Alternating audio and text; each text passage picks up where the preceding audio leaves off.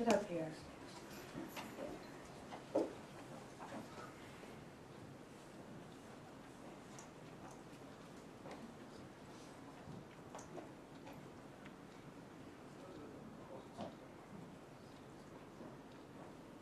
So I wanted all of these amazing agents and prosecutors up here on stage because they have made the largest fentanyl bust in our nation's history.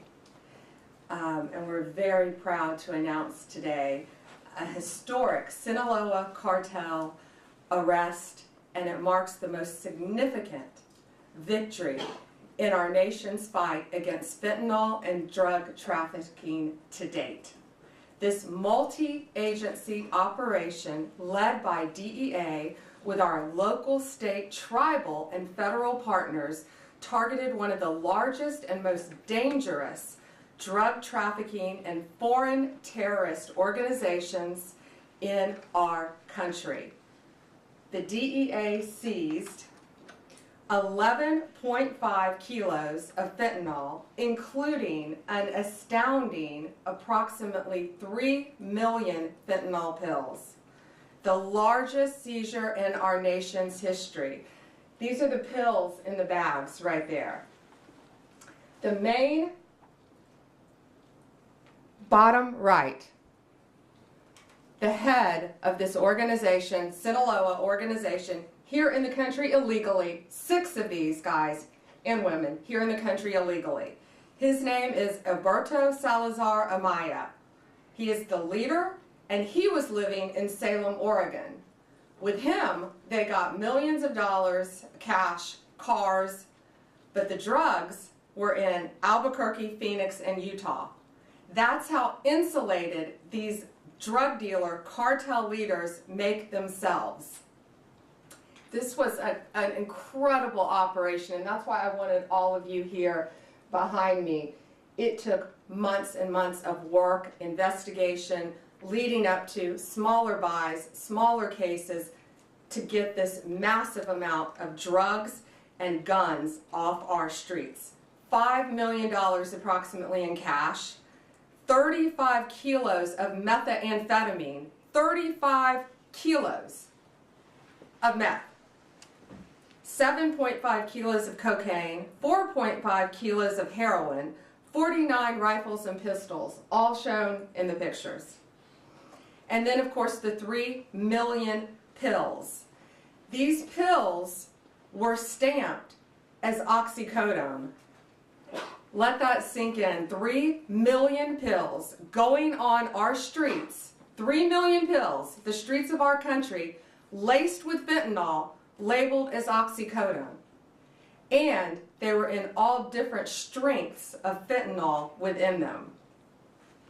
This operation was made possible by over 55,000 hours of law enforcement investigation. And this is a really dangerous job that these DEA agents face every day, but they are getting very dangerous drugs off of our streets each day. They are flooding our cities with a weapon of mass destruction, fentanyl.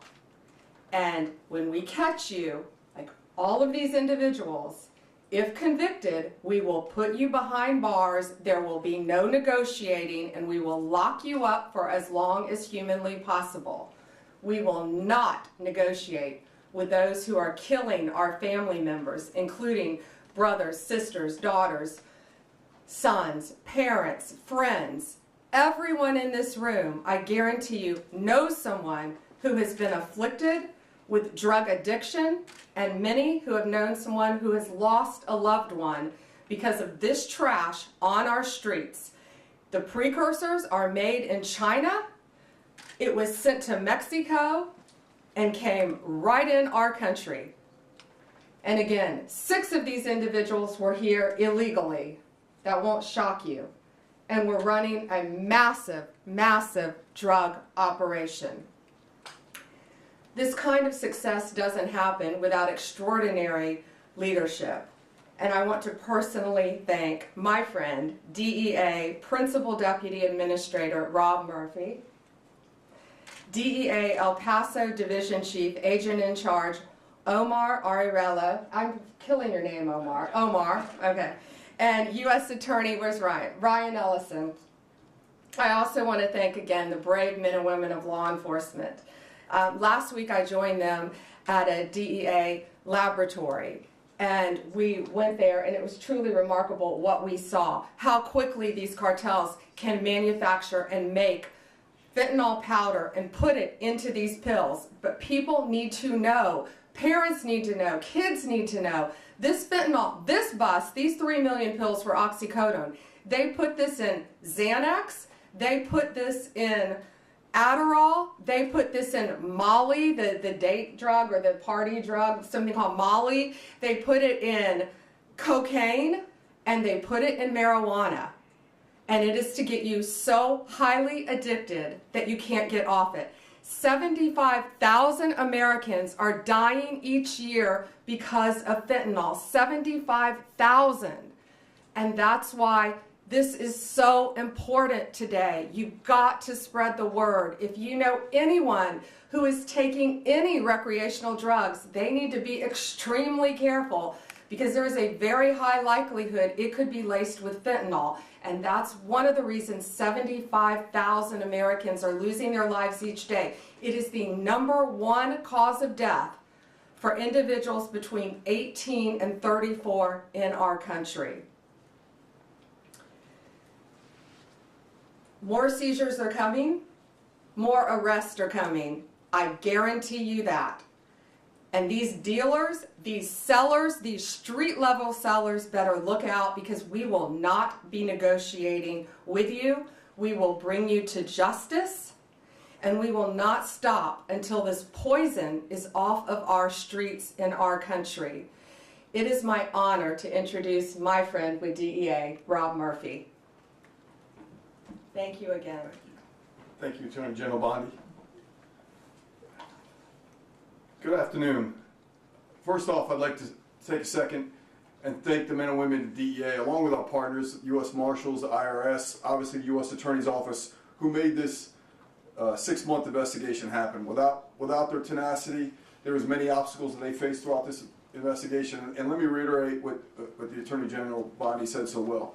This was a major drug trafficking organization led by Alberto Salazar Amaya, operating in the United States with no regard at all for the disruption to families, addiction, and ultimately death that was probably caused for the distribution. That nearly $5 million in cash represents poison that was distributed throughout at least 6 states that we were able to identify in this country, and who knows where it went when it was sold to that first level. Obviously a major organization.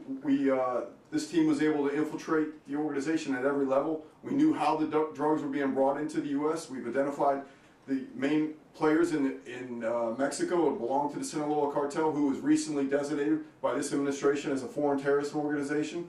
We are exploiting them at every level. We continue to do that. We expect more out of this investigation. Could not be more proud of the men and women that put their lives on the line every day, doing this job, working through the obstacles to make sure that the communities they live in, the communities we all live in, continue to be as safe they can be.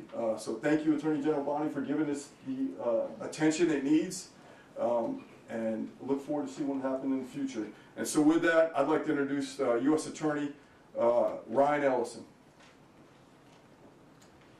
Well, good afternoon, everyone. My name is Ryan Ellison, and I'm the United States Attorney for the District of New Mexico. I'm going to give you a brief overview of the investigation that dismantled one of the largest and most dangerous fentanyl operations in United States history. This case involved coordinated efforts from federal, state, tribal, and local law enforcement agencies across multiple states. As a result of this ongoing investigation, 16 individuals have been arrested, including the alleged leader, Heriberto Salazar Amaya, an illegal alien from Mexico with 2 prior removals and direct ties to the Mexican cartel.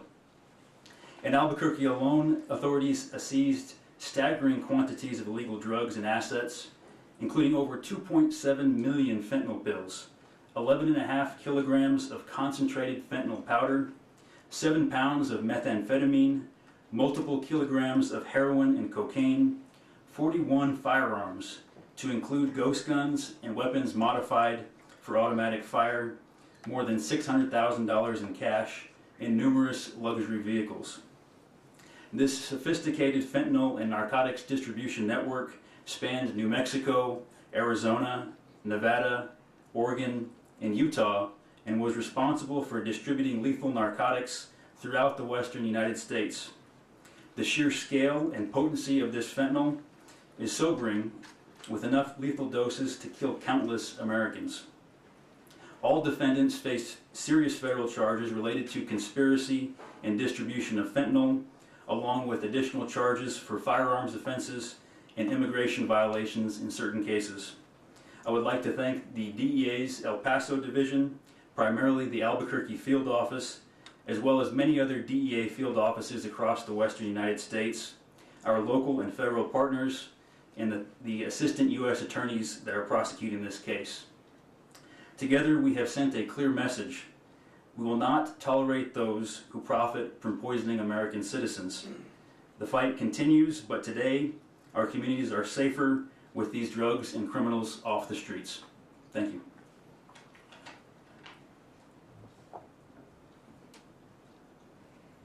I just want to add one thing. I was briefed before this by all of the agencies together, and the coordination with the AUSAs and DEA and the law enforcement agencies is truly remarkable. Thank you all. And again, be safe out there every day. They're out there risking their lives every day to save us and keep us safe. So thank you all. I think we're going to take a couple questions, but we are going to remain on topic today because we are here for something so serious. And I had wanted to walk out first and let you all hold this. This is how much fentanyl it takes to kill you. So if you want to come up and look at this after in this vial, you're welcome to. It looks like just a few grains of salt, and this is what it takes to kill you. Okay. Just a reminder, we're staying on topic today. Go ahead. Madam Attorney General, I was wondering if you're seeking to deport the 6 illegal aliens who are here, or to charge them first and then seek to deport them. I know there's been a number of high-profile arrests you guys have made where you've made the decision to just go after deportation versus criminal trial. This guy is the leader. He's the #1 guy. And I want them to stay in our prisons as long as possible. I have no desire to send them back to Mexico because they were coming across our border illegally. No longer will they be able to do that. But the amount of drugs, the amount of money, the amount of weapons, most of these individuals, if convicted, will remain in American prisons. Perhaps Alcatraz. Mary Margaret, Daily Wire. Thank you, Attorney General Bondi. Can you give us more information on some of these individuals up there, and can you also share whether you've had any success in getting the Mexican government to help you extradite any of these cartel members? We will be hopefully working with them on one soon. But yes, Mexico has been cooperating in the past. I think we extradited 29 here to our country to face charges when it's some of the top cartel members in our nation's history, some of the worst of the worst. And we brought them here. One, in fact, is at the Kiki Camareno, right? The one, I can't think of his name. He killed Rafael, yeah. He killed Kiki Camareno, a DEA agent in the 80s. And Kiki Camareno's widow and son family had been trying to get this guy back since the 80s and could not do it. And President Trump, working hand in hand with Mexico, was able to get him back to this country. And we spoke to Kiki Camareno's widow and son, and they were both in tears. His son is now a judge, and his son had his father's handcuffs and had them engraved. And I think at some point that monster who tortured and murdered his father will be wearing those handcuffs. But he's now in American custody, along with, I think, 28 others that we were able to extradite with President Trump working with Mexico to stop this really reign of terror and this poison coming into our country. I think we have time for one more. Jake? You said that these these individuals will not be deported. Can you tell us any specifics on charges and any specifics on the investigation on how this actually went down, how they were captured? So the investigation is ongoing. I can tell you it was a lot of work, a lot of great police work is all I'll say now. But I don't want to really reveal their sources and methods of how they captured and caught these guys. But what I will tell you, the top guy who I keep pointing to, he insulated himself. He was in Oregon. He had no drugs on him, but he was the leader. He had millions of dollars. He had a Mercedes. He had a truck. He had other things, but he did not have any drugs on him because he was the leader, and that's what these cartels do, whether it's Sinaloa, whether it's MS-13, whether it's TDA. The highest leaders insulate themselves. Just like the TDA guy, you may have been with us in Virginia. When we arrested him not even half an hour away from here, he didn't have any drugs on him either. That's what they do. They live among us. They live in neighborhoods because they are the top level. So what will the charges be on this? Oh, I'm sorry. Multiple, what are the charges, guys? The multiple drug trafficking, conspiracy to traffic, multiple drug charges. But depending on the time, they need to serve their time in an American prison to keep them off the streets. And who knows where they would go next. They're part of one of the largest drug trafficking organizations and one of the most frightening cartels. Alana, last Go one. ahead. How are you making the decision about whether to put on trial in the U.S. defendants who are living in the U.S. illegally? You said you want this man to stand trial in the U.S., but in another case, someone who was alleged to be a top MS-13 member, the department moved to dismiss that case and is going to deport that person. How are you making that decision about whether to bring? Based on the time that they can receive in prison.